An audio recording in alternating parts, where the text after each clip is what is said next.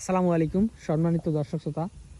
এই মুহূর্তে দেশ ও প্রবাস থেকে যারা আজকে আমাদের এই ঘাসের প্রতিবেদন দেখছেন সকলকে আন্তরিক শুভেচ্ছা অভিনন্দন জানাচ্ছি। দর্শকবৃন্দ, যেই ঘাসটি নিয়ে কথা বলছি এটি হলো ইন্দোনেশিয়ান স্মার্ট নেপিয়ার ঘাস।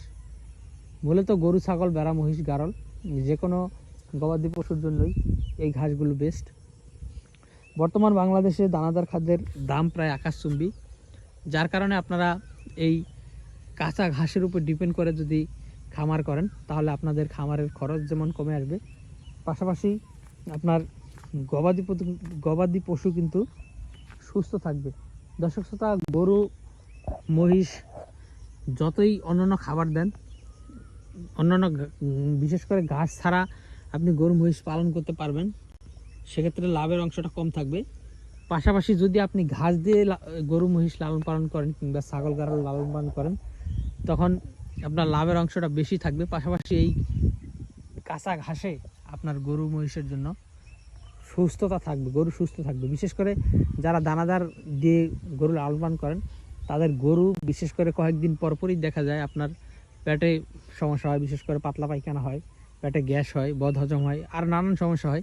কারণ দানাদার খাদ্য ওটাতে আপনার গ্যাস হয় স্বাভাবিক।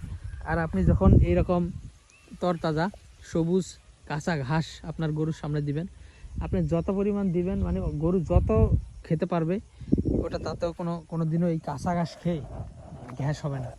আপনি নতুন খামারি হন কিংবা পুরাতন খামারি হন, আপনি জানেন কিনা জানি না, ঘাস খেয়ে আজ পর্যন্ত কোনো গরুর পেটে গ্যাস হয়েছে কিনা সেটা আমি নিজেও শুনিনি, আপনিও হয়তো বা শুনেননি। বা গ্যাস হয়ে গরুর পাতলা পায়খানা হয়েছে কিনা, বা গ্যাস হয়ে আপনার বদহজম হয়েছে কিনা। দর্শক শ্রোতা, এই ঘাস খেয়ে কোনো রোগেই কিন্তু এই রোগ যেগুলো বললাম কোনো রোগই কিন্তু হয় না। এইসব রোগ মূলত দানাদার খাদ্য খাওয়ানোর ফলই হয়। গ্যাস হয়, বদহজম হয়, পাতলা পায়খানা হয়, এগুলো মূলত দানাদার খাদ্য খাওয়ালে হয়।